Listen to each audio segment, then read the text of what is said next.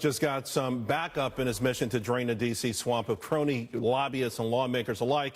His name is Representative Ron DeSantis, and he is a member of both the Oversight and Foreign Affairs Committee, and he joins us now.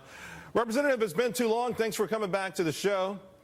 Good to see you. Good to see you, too. I saw you were teeing up legislation for term limits, and I said we got to get them on ASAP. Of course, you put this up in 2015. I'm not sure what became of it then. Are you confident that this time around it's going to get through?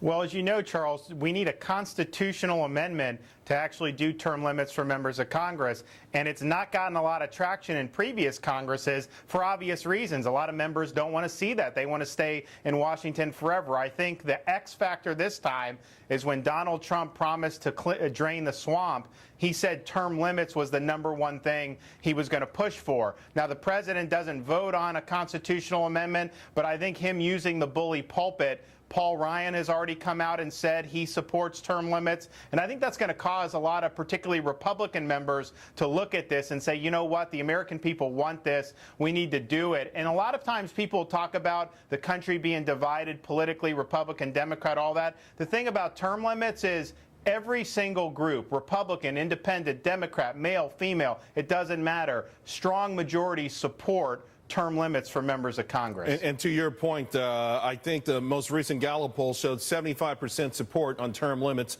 I do want to follow up on some breaking news that just came through. A Trump transition source telling Fox News that Donald Trump's delaying his announcement regarding severing his business ties until January. Representative DeSantis, we understand that transparency is a big deal, and certainly the other side has made a major issue of the fact that Donald Trump does business all over the world, and insinuating that it can influence how he presides over this country.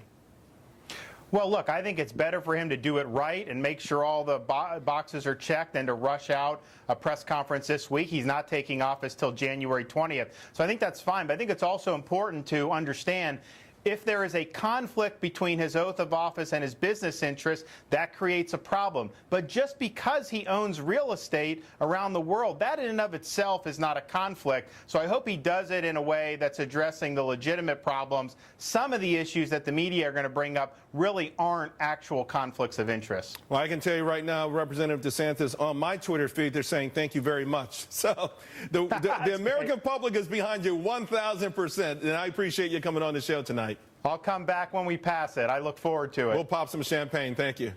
All right, I want to branch it out now to our panel. Jillian Melcher and Noel Nickpour.